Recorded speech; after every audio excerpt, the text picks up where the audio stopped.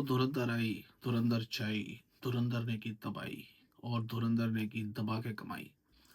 मैंने भी ये फ़िल्म देखी, इसका रिव्यू दिया, बहुत सारे लोगों ने उसको लाइक किया और बहुत सारों ने गालियाँ भी दी।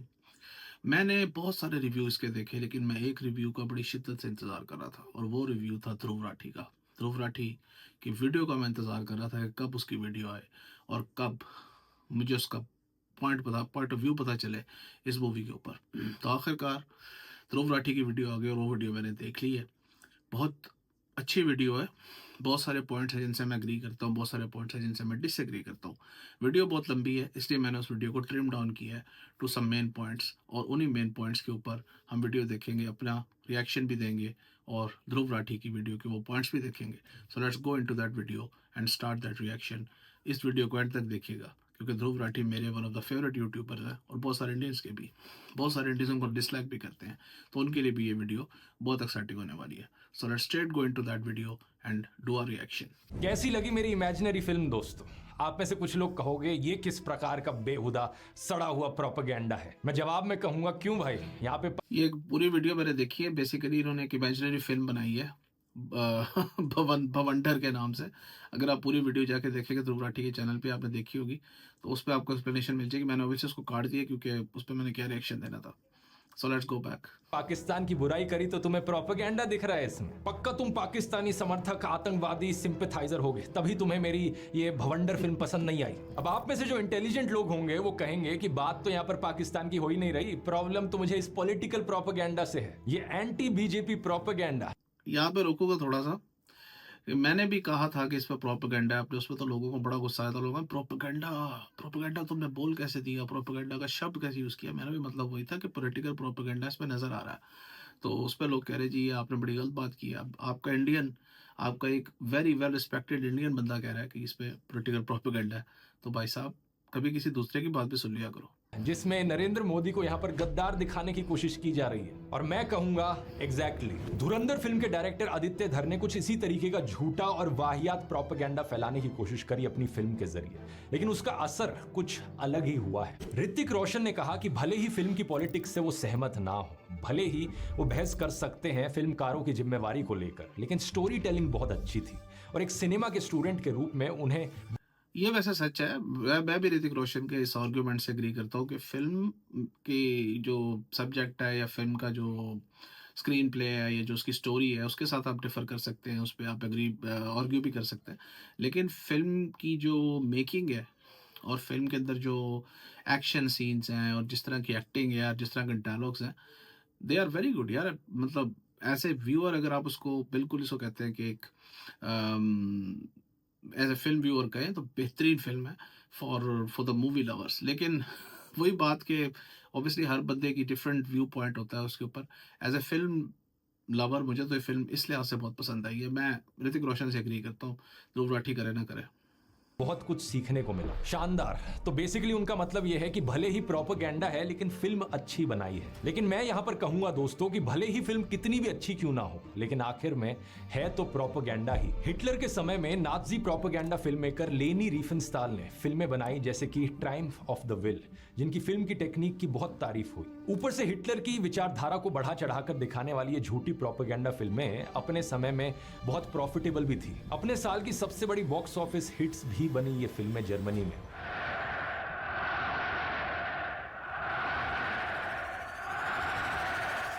लेकिन वर्ल्ड फेमस क्रिटिक सुजान सोनटाग ने अपने आर्टिकल में इस बात पर जोर दिया कि प्रोपेगेंडा तभी इफेक्टिव होता है जब उसे अच्छे से पेश किया जाए, और इसलिए अच्छे से बनाया हुआ प्रोपेगेंडा कहीं ज्यादा खतरनाक है। द ताज स्टोरी और बंगाल फाइल्स जैसी फिल्में यार बड़ा ध्रुव राठी ने जो है ना थोड़ा ज़्यादा ब्रूटल हो गए।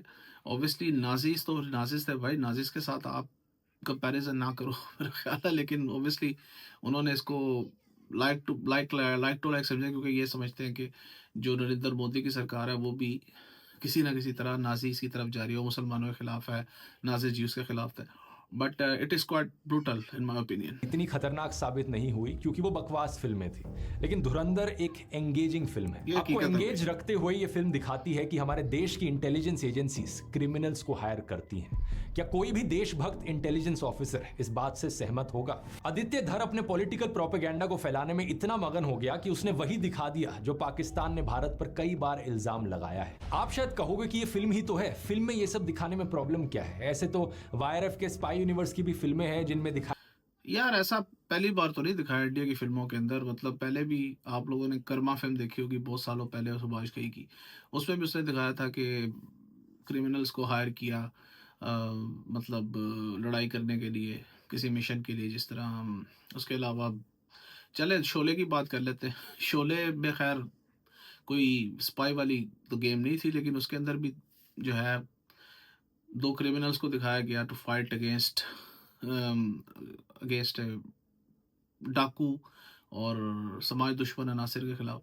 तो ये मतलब फर्स्ट टाइम तो नहीं हुआ, ये थोड़ा सा मतलब बायस्ड है ध्रुव राठी इसमें। दिखाया जाता है कि एक इंडियन एजेंट पाकिस्तान में जाकर काम कर रहा है।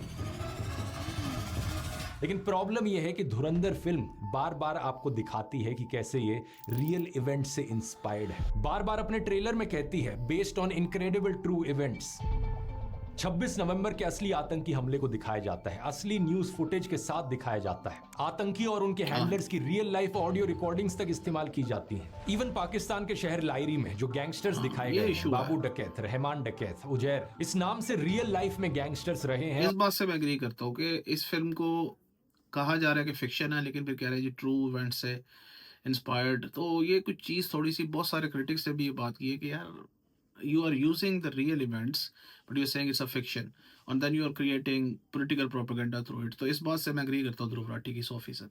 और पुलिस वाला चौधरी असलम भी रियल लाइफ में कैरेक्टर रहा है। फिल्म ऑडियंस के लिए एक रियल लाइफ सिनेरियो पेश करती है और उसके बीच में अपनी कल्पना से फिक्शन जोड़ देती है, ठीक उसी तरीके बिल्कुल। से जैसे हमने अपनी इमेजिनरी फिल्म भवंडर में किया। एक्चुअली में रहमान डकैत की मौत 9 अगस्त को ही हुई थी। वो पुलिस ऑफिसर चौधरी असलम के एक इनकाउंटर ऑपरेशन में मारा गया था, लेकिन फिल्म में ऐड किया गया कि भारत का एक फिक्शनल सीक्रेट एजेंट इसमें शामिल था। दिखाया है कि रहमान डकैत के मरने से पहले वो उसे हॉस्पिटल तक लेकर आया, लेकिन असलियत में ऐसी कोई न्यूज रिपोर्ट नहीं है। तो अब क्या फैक्ट है और क्या फिक्शन? ऑडियंस ये नहीं देखो यार वो फिक्शन ही है ना ऑब्वियसली।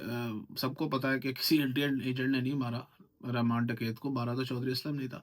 लेकिन वो अगेन एक फिक्शन क्रिएट की उसके अंदर कि इंडिया का वो जो एजेंट था उसने उसको मारा। तो मेरा ख्याल है इसमें इतना ज़्यादा एतराज़ की ज़रूरत नहीं है, टू बी ऑनेस्ट। एक फिल्म है तो उसके अंदर उसने एक ट्विस्ट क्रिएट किया है just to please the Indian audience.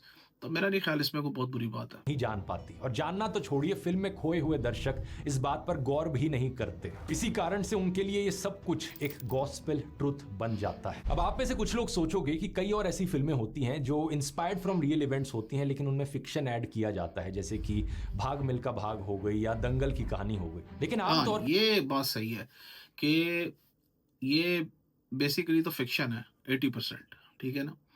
It's an 80% fiction, उसमें कोई 20% थोड़ा सच है। लेकिन जिस तरह का रिएक्शन इंडियंस दे रहे हैं ना मेरे कमेंट्स के अंदर भी, उनको लग रहा है कि 100% होता है। हालांकि फिल्म को उन्होंने कहा है कि इट्स अ फिक्शन, लेकिन लोग इसको लिटरली एक रियलिटी की तरह ले रहे हैं। ये बात इनकी बिल्कुल ठीक है कि ये इस तरह फिल्म बनाई गई है कि लोगों को फिक्शन बता के, तो लोगों को इस चीज़ के ऊपर उन्होंने आमादा कर लिया कि ये हकीकत है, हालांकि ऐसा है नहीं।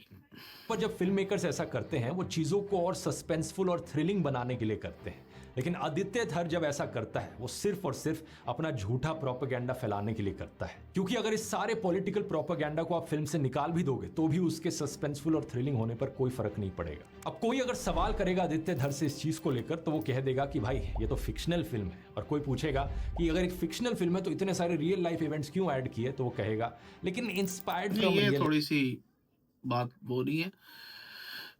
इस तरह की फ़िल्म के अंदर थोड़ा-सा मवाद ऐसा डालना पड़ता है जिसकी वज़ह से ना थोड़ी क्यूरोसिटी क्रिएट हो लोगों के अंदर, ठीक है ना? कुछ थोड़ा-सा प्रोपेगेंडा या थोड़ी-सी जिसको कहते हैं ना मसाला डालना, इसको दूसरे लफ्ज़ों में कहेंगे।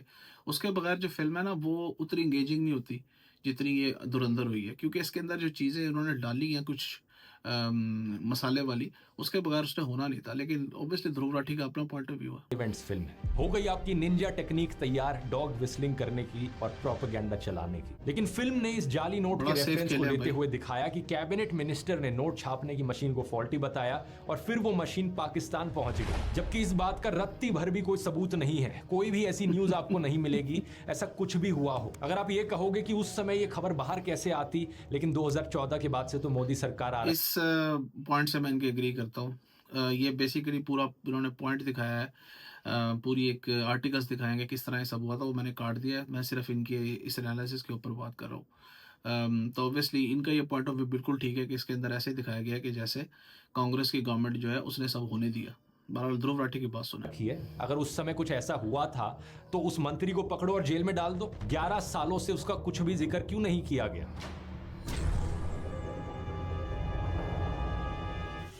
इसी तरह फिल्म में दिखाया गया कि 26/11 हमले से पहले ये point इंटेलिजेंस valid है। इनपुट्स मौजूद थे।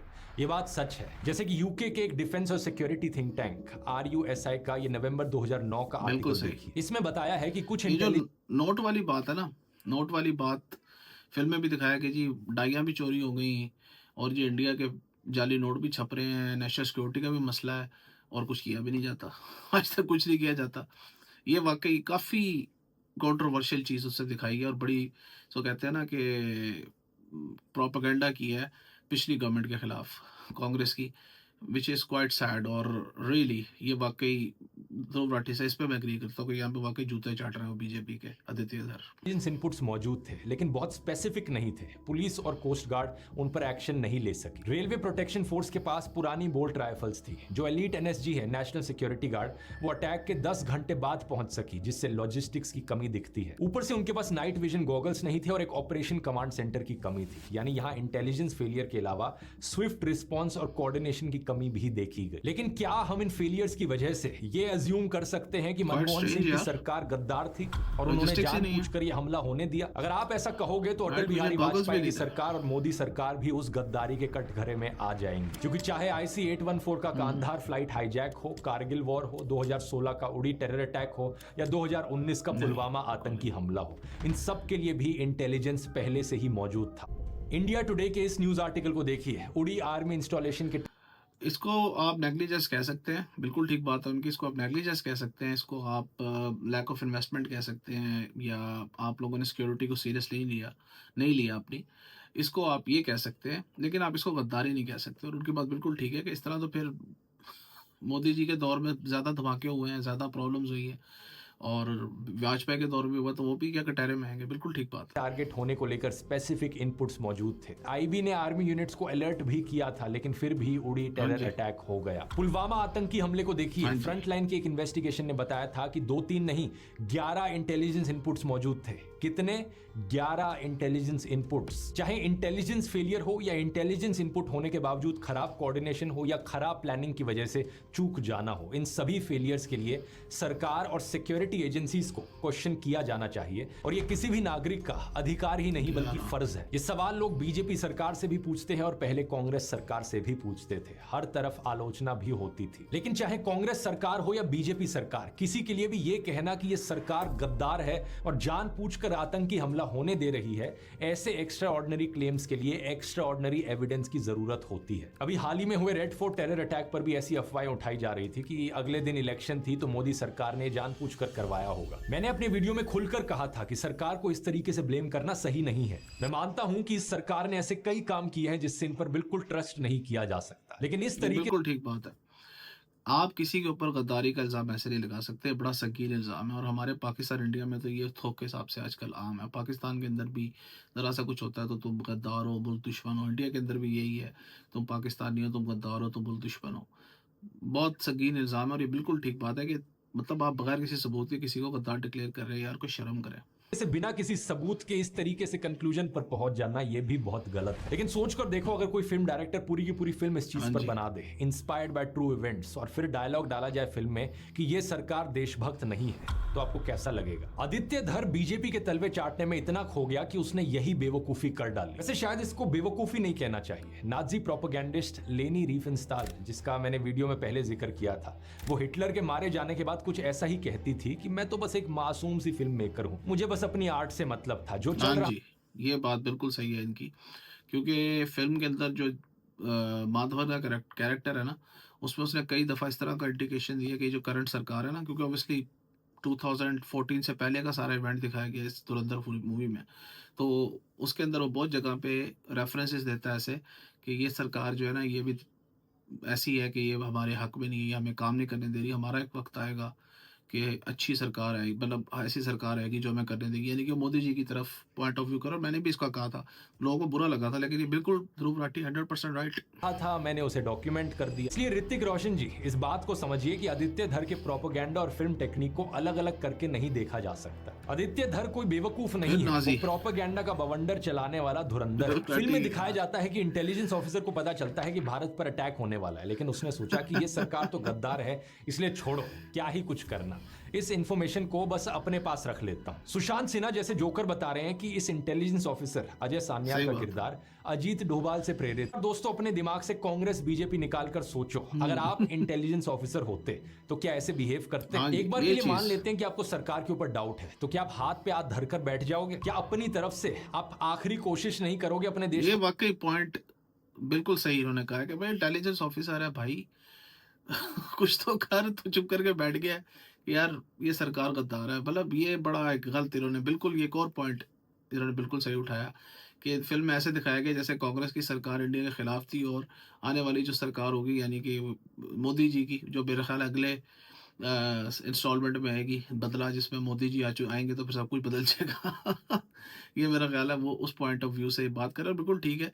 फ़िल्म के अंदर वैसे इस तरह का इंप्रेशन दिया गया जो कि बिल्कुल गलत है और वाक़ई पॉलिटिकल प्रोपेगेंडा है। को बचाने की, और कुछ और ही नहीं तो कम से कम मीडिया में तो लीक करा ही दोगे। जितने ईमानदार ऑफिसर सीधे आपके अंडर आते हैं, आप उनको लेकर कुछ तो करोगे ना, और ये भी नहीं कर पाए तो फ्रस्ट्रेशन में आकर रिजाइन तो कर ही दोगे कम से कम, या फिर 10 साल तक ऐसे ही खाली हाथ बिल्कुल बैठे रहोगे और फ्री की सैलरी लेते बिल्कुल रहोगे भी बस। नहीं। सैलरी से याद आया कि फिल्म में जो भारत के सीक्रेट एजेंट पाकिस्तान में काम कर रहे थे, उनकी सैलरी बिल्कुल कौन दे करोगे रहा था? भाई। क्योंकि इनके हिसाब से तो सरकार गद्दार थी, तो वो फिर इस ऑपरेशन धुरंधर को कंटिन्यू क्यों होने दे रही थी? कुछ तो सेंस होना बिल्कुल। चाहिए था ना यहाँ पर। फिल्म में एक डायलॉग है जिसमें कहा गया है, हिंदुस्तान का Exactly. सबसे बड़ा दुश्मन तो हिंदुस्तानी Good है। point. ये वही नैरेटिव है जो असल जिंदगी में आपने पहले भी सुना सही होगा। बात जैसे है। कि अगर एक राजनीतिक पार्टी को आपने वोट नहीं दिया तो आप गद्दार हो गए। किसी डिफेंस ऑफिसर की वाइफ ने भी अगर ये कह दिया कि देश में एकता हाँ जरूरी है और जी। किसी कम्युनिटी के खिलाफ ब्लैंकेट हेट्रेड मत फैलाओ, तो लोग उनको भी गद्दार कहने लगे। आपको बिल्कुल केवल यार, ये बड़ा ज़बरदस्त पॉइंट इसने रेज़ किया है कि वो सरकार फंड भी कर रही है इस धुरंधर प्रोजेक्ट को, और ये सरकार जो है वो सिक्योरिटी वालों को पैसा भी दे रही है, इंटेलिजेंस वालों को पैसा भी दे रही है, और फिर ये देशद्रोही भी है, यानी गद्दार है। तो वाक़ई इस चीज़ की वाक़ई समझ नहीं आई। इसलिए भी आतंकियों से जोड़ा जा सकता है क्योंकि आप एक मुस्लिम परिवार से हैं। जैसे कि हाँ जी, बीजेपी नेता ने तो सबसे कर्नल बड़ा दुश्मन सोफिया कुरैशी हिंदुस्तानी को है। आतंकियों की बहन कह दिया था। अजीत डोभाल कहते हैं कि मुस्लिमों को वोट बैंक की तरह नहीं देखा जाना चाहिए, हमें उनका साथ चाहिए राष्ट्रीय मकसद के लिए, और ऐसे में वो किसी से भी ज्यादा राष्ट्रवादी हैं। वो इतिहास में विलिंग पार्टनर्स रहे हैं और भविष्य में ये भी है ना होंगे। सही point। 1857 की क्रांति में हिंदू भी लड़े थे और मुस्लिम भी। हाँ। इसके आगे वो ये भी कहते हैं कि आईएसआई ने भारत में खुफिया कामों के लिए हाँ जितने जी, लोगों को ये भर्ती भी कहा किया था। है उसमें मुस्लिमों की शर्म तुलना लाते में लोग। हिंदू अधिक रहे हैं। अगर 1947 से लेकर अब तक उन मामलों को देखें तो 4000 से ज्यादा मामलों में 20% भी मुस्लिम नहीं होंगे। अब अजीब बात यह है कि अजीत डोभाल इस वीडियो को डीप फेक कहते हैं। ये वीडियो तब वायरल हुआ था जब रेड फोर्ट टेरर अटैक के हाँ बाद जी। कुछ नफरतखोर लोगों ने देश के सभी मुसलमानों पर सवाल उठाना शुरू कर दिया था। अजीब बात देखिए कि जब कोई हिंदू आईएसआई के लिए मुखबिरी करते हुए पकड़ा जाए तो वो बस एक हिंदू ने किया, लेकिन मुंबई लो। से मैनहट्टन तक कहीं भी कुछ हो जाए जिसमें कोई मुस्लिम इन्वॉल्व है तो देश के हर एक मुसलमान की देश देख लो भाई, आईएसआई के लिए काम हिंदू करते हैं, गालियां मुसलमानों को पड़ती है, और उसमें उन्होंने डाटा भी दिखाया है। अजीत डोभाल के शब्द भी दिखाए हैं, उनका इंटरव्यू भी दिखाओ, मैंने काट दिया, वो आप जाके फुल वीडियो में देखिएगा। ये बड़ी सही चीज़ दिखाई है उन्होंने कि गद्दार मुसलमान है लेकिन ऐसे के लिए काम हिंदू करते पर हैं। सवाल क्या उठाया बात है जाता यार। है। आज के दिन सभी नफरतखोर प्रोपेगेंडा फिल्में यही कीचड़ फैलाती हैं ताकि इस कीचड़ में कमल खिल पाए। धुरंधर फिल्म में भी बड़े सटल तरीके से ये किया गया है। किसी भी सीन में कोई पाकिस्तानी कहीं तो पर आम सी बात है। पाकिस्तान जिंदाबाद का नारा नहीं लगाता, सब लोग सिर्फ अल्लाहू अकबर बोलते हैं। और जब विलन हाँ। रहमान डकैत मारा जाता है तो हमें जय हिंद नहीं सुनाई देता, बैकग्राउंड में चलता है Hypocrisy की भी कोई अस्तो मा आदत सद गमे, बार बार फिल्म में आदित्य धर ने ये अस वर्सेस देम का नफरतखोर प्रोपेगेंडा डाला है। फिल्म में वो इंटेलिजेंस ऑफिसर भी कहता है कि वो लोग तो दंगा कर देंगे। यहाँ साल 2007 में उत्तर प्रदेश की बात हो रही होती है। बड़ा अच्छा उत्तर पॉइंट है। प्रदेश सरकार पर भी तंज कसा जाता है। उस समय पहले मुलायम सिंह यादव और फिर मायावती की सरकार थी। इस चीज को इंग्लिश में डॉग विस्लिंग कहा जाता है। जो सीटी हम कुत्तों के लिए इस्तेमाल करते हैं वो आमतौर पर इंसानों को सुनाई नहीं देती। इसी तरीके से काफी हद तक नफरतखोर प्रोपेगेंडा इस फिल्म में डॉग विस्लिंग की तरह है। आम जनता को शायद उतना समझ नहीं आएगा, लेकिन कम्युनल हेट्रेड फैलाने वाले जो नफरतखोर लोग हैं उन तक ये पॉलिटिकल मैसेज बड़ी आसानी से पहुंच जाएगा। ये बड़ा वैलिड पॉइंट उठाया ध्रुव राठी ने and I applaud him for that. इस फिल्म के अंदर वाकई हिंदू मुस्लिम की लड़ाई जो है ना उसको दिखाया गया, जिसके ऊपर मुझे ऐसा कैजुअल फिल्म व्यूअर शायद ध्यान ना दे, लेकिन अब इसने जब बताया तो मुझे वाकई समझ आ रहा है कि इसमें वाकई किया गया है। वाकई अल्लाह अकबर के नारे लगाए गए जिसके पाकिस्तान जिंदाबाद के, और ये अस वर्सेस देम बिल्कुल सही। ये इस फिल्म में एंटी मुस्लिम सेंटीमेंट डाला गया है एंड इट इज़ राइट। और ये बड़ी ज़बरदस्त इन्होंने बात की है कि वाकई this is not India Pakistan से ज़्यादा हिंदू मुस्लिम। अब ये वाकई ध्रुव राठी का ये पॉइंट जो है ना, इसके साथ तो मैं 200% एग्री करता हूँ कि ऐसा ही है। फिल्म में सबसे प्रॉब्लमेटिक सीन तो है 26/11 अटैक वाला। 26/11 हमले के बाद पाकिस्तानियों को भारत पर हंसते हुए दिखाया गया है। उन्हें डायलॉग दिया गया कि भारत का रिएक्शन फुस रहा, अमेरिका भारत को गाजर दिखाता रहा। आदित्य धर से मैं पूछना चाहूंगा, पिछले महीने ही महाराष्ट्र के मुख्यमंत्री देवेंद्र फडणवीस ने 26/11 अटैक के शहीदों को श्रद्धांजलि दी थी। शहीद हेमंत करकरे, अशोक कामटे, विजय साळस्कर, तुकाराम ओंबले, इनमें से किसी का भी नाम सुना है कभी? नाम तो तूने सुना होगा, लेकिन तेरे जैसा घटिया आदमी प्रोपेगेंडा फैलाने में, खुद के ही देश पर जोक्स मारने में इतना खो गया कि तूने इन शहीदों का कोई भी सीन, कोई फुटेज, कोई खबर, कुछ भी इंक्लूड करना जरूरी नहीं समझा। आदित्य धर को पाकिस्तानियों के मुंह से अपने ही देश का मजाक उड़वाना है। पहले भी एक वीडियो में मैंने बताया था कि किस तरह से गोदी इकोसिस्टम के चुचुंदर भारत की फॉरेन पॉलिसी और इंटरनेशनल इमेज को डाउन करते रहे। वैसे केवल आदित्य धर ही नहीं, बाकी फिल्म में काम करने वाले एक्टर्स भी तो हैं। रणवीर सिंह, अक्षय खन्ना, संजय दत्त, अर्जुन रामपाल, माधवन, इन लोगों की भी कुछ जिम्मेदारी बनती है कि नहीं? लेकिन दिक्कत यह है दोस्तों, हमारे देश में ज्यादातर एक्टर्स। यहाँ मैं थोड़ा सा डिसएग्री करूंगा ध्रुव राठी से कि उसने कहा है कि this film is dedicated to all the people who have given their lives in protecting our country। ये यहाँ पे थोड़ा सा डिसएग्री करूंगा। अब एक बंदे की तो वो नहीं दिखा सकता ना। ऑलरेडी फिल्म 3.5 घंटे की हो गई, लोग ऑलरेडी कह रहे हैं कि फिल्म थोड़ी सी लंबी है, तो दिस इज क्वाइट ऐसा ग्रे एरिया। ध्रुव राठी ने इसमें थोड़ा सा जरा ज्यादती कर दी उसके साथ। अभी सोशल रिस्पॉन्सिबिलिटी से पीछे हट जाते हैं। वो अपने आप को सिर्फ भाड़े के टट्टू की तरह देखते हैं। भाड़े का टट्टू पता है ना दोस्तों, चाहे आप उसके ऊपर बंदूक लाद दो, भट्टे से ईंट डाल दो, शॉल की गठरी बांध दो, भाड़े के टट्टू को कोई मतलब नहीं। उसका काम तो है बस बोझ ढोना, खुद का कोई दिमाग नहीं लगाना। बॉलीवुड एक्टर्स भी यही कहते हैं कि हम तो सिर्फ एक्टर्स हैं, हमें थोड़ी कोई दिमाग लगाना है, हमसे जो करने को कहा जाएगा हम वो कर। यार ध्रुव भाई माफ कर दो, ये सोशल रिस्पॉन्सिबिलिटी एक्टर्स वैक्टर्स कोई नहीं लेते भाई, सब पेट का मामला है। एक्टिंग करनी है इनको। आज एंटी मुस्लिम, या आप कह रहे हो एंटी मुस्लिम सरकार है तो ये लोग इस तरह के बन गए हैं, ये हार्डलाइन हिंदू बन गए हैं। कल जब सेकुलर थे तो सेकुलर से ज़्यादा कोई नहीं था।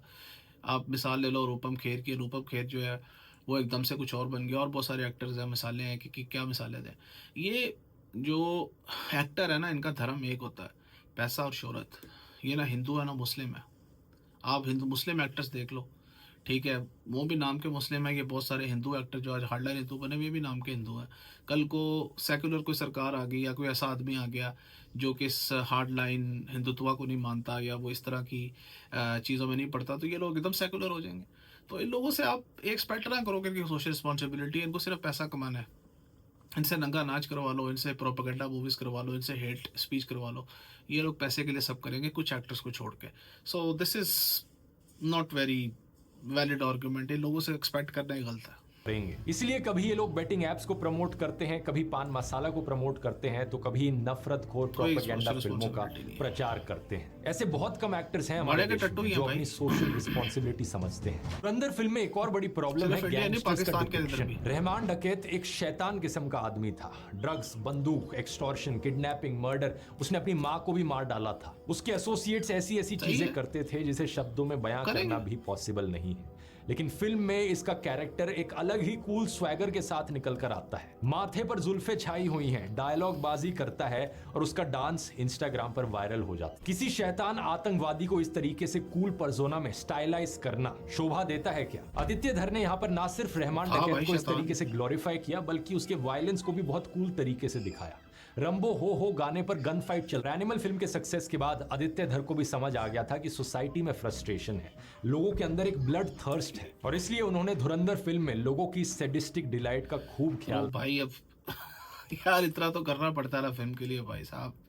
फिल्म बना रहा था, ऑब्वियसली उसे दिखाना ही था कि एक डॉन है, एक भाई है, इलाके का बादशाह है, उसका कुछ स्वैग तो होना ही था ना, उसके बगैर तो मजा ही नहीं आना था। ये थोड़ा सा यार अब ज्यादा कर गए। रखा है। हर थोड़ी देर में अलग अलग तरीकों से खून बरसता है स्क्रीन पर। तो बेसिकली देखा जाए तो गैंग्स ऑफ वासेपुर जैसी गैंगस्टर फिल्म ले लो, उसे पाकिस्तान में सेट कर दो, एनिमल फिल्म जितना वायलेंस चलता है। डाल दो और छिड़क दो उसके ये ऊपर चलता अपना है। Political propaganda. धुरंधर की स्क्रिप्ट तैयार है। आदित्य धर जैसे लोग फिल्म मेकिंग और आर्ट के नाम पर धब्बा है, क्योंकि आर्ट का काम होता है लोगों को सेंसिटाइज करना, लेकिन ये अपनी फिल्मों के थ्रू डिसेंसिटाइज करते हैं लोगों को, अपने ही देश का मजाक उड़वाते हैं। आखिर में मैं आदित्य धर से कहना एनिमल से चाहूंगा तो अच्छी कि अगर खैर तू ये बाज नहीं आया इस तरीके का झूठा प्रोपेगेंडा अपनी फिल्मों में डालने से, तो तेरी लेगेसी आगे चलकर वही होने वाली है जो हिटलर की फेवरेट फिल्म मेकर लेनी रिफेनस्टाल की थी। बाद में ये बहाने मत देना कि मैं तो बस एक आर्टिस्ट था, अपना काम कर रहा था, जो देश की हालत थी उसके अकॉर्डिंग मैं चल रहा था। और प्रधानमंत्री नरेंद्र मोदी से भी मैं एक चीज कहना चाहूंगा, आप आजकल बहुत मजाक उड़ाते हो नेहरू का और मनमोहन सिंह का, कभी खुद के अपने हार जी भाषणों में, भाई, कभी अपने आदित्य फालतू धर की न्यूज इस चैनल्स रेस के में। जरिए, तो कभी इन प्रोपेगेंडा फिल्मों के जरिए। लेकिन आज नेहरू और मनमोहन सिंह अपने आप को डिफेंड करने के लिए जिंदा नहीं है। मैं आपसे कहना चाहूंगा कि वक्त का पहिया कभी रुकता नहीं है। जो आपने यहाँ पर प्रोपेगेंडा फिल्मों नाजिस का के एक साथ नया जोड़ दिया स्टैंडर्ड आदित्य सेट तो किया है, आपके सत्ता से बाहर जाने के बाद अगर किसी ने वो बवंडर फिल्म सही में बना दी तो क्या करोगे तब? आपकी बिचारी इमेज का क्या होगा तब? जरा सोचकर देखना इस मोदी बार। का पक्का दुश्मन। लो दोस्तों, ये ट्रिम्ड वीडियो थी ऑब्वियसली। फिल्म जो असल वीडियो है वो तकरीबन 30 मिनट्स की है। मैंने तकरीबन आधी वीडियो काट के तो उस पर मैंने जो मेन पर्सन पे रिएक्शन दिए। बहुत सारे वैलिड पॉइंट्स हैं, जैसे वो उन्होंने कहा कि अस वर्सेस देम वाला पॉइंट बहुत वैलिड है। फिल्म में वाकई इंप्रेशन दिया गया कि हिंदू मुस्लिम फिल्म है, जो कि ऐसा नहीं होना चाहिए था। And I didn't really pay attention to it, लेकिन अब ये रिव्यू देख के, इनका ध्रुव राठी की वीडियो देख के मुझे समझ आया कि वाकई ऐसा है, फिल्म में ऐसा दिखाया गया। उसके अलावा जो इन्होंने और बहुत सारे पॉइंट्स लिए हैं, जैसे कि पॉलिटिकल एजेंडा, प्रोपेगेंडा बीजेपी का बिल्कुल सही है, वो इसमें है। लेकिन बहुत सारे पॉइंट्स जैसे नाजी से जोड़ देना, that's going too far. Actors के बारे में कहना कि जी वो social responsibility, I don't think कि इसका कोई वैलिड पॉइंट बनता है। या फिर आदित्य धर को बहुत ज़्यादा मलाइन किया है इन्होंने। ऑब्वियसली आदित्य धर फिल्म उन्होंने बनाई है एक, ऑब्वियसली उनको एक स्क्रिप्ट दी होगी, उनको किसी ने बताया होगा, पॉइंट्स बताए होंगे किस तरह फिल्म बनानी है, ये इवेंट्स हुए थे। एक फिल्म मेकर जो होता है ऑब्वियसली बाद दफ़ा आउट ऑफ द लाइन जाके फिल्म बनाता है, तो बाद दफ़ा कोई नई जो इस तरह के टॉपिक पे फिल्म बनती है, उसको बहुत सारे क्रिटिकल पॉइंट्स जो होते हैं मिस हो जाते हैं, या फिर उनके अंदर जिसको कहते हैं कि फिक्शन ज़्यादा आ जाता है। तो मेरा ख्याल है वहाँ पे थोड़ा सा आपको डायरेक्टर को जो है ना वो जिसको कहते हैं ना कि रियायत देनी चाहिए। लेकिन बहरहाल ध्रुव राठी ने बड़ी शानदार वीडियो बनाई है धुरंधर के ऊपर। मेरा ख्याल है सबसे अच्छी वीडियो अब तक की इन्होंने बनाई है। और ऑब्वियसली उनको ये फिल्म पसंद नहीं है डेफिनेटली लग रहा है, लेकिन आई वुड से कि it wasn't such a bad film जितना ध्रुव राठी ने इस फिल्म को काट छाट के फारिग कर दिया। एनीवे दोस्तों, आपको मेरा रिव्यू कैसा लगा प्लीज़ कमेंट्स में बताइएगा, और लेट्स होप कि आइंदा भी कोई ऐसी अच्छी फिल्म आए जिसके ऊपर हम रिव्यू दें और बात करें। Thank you.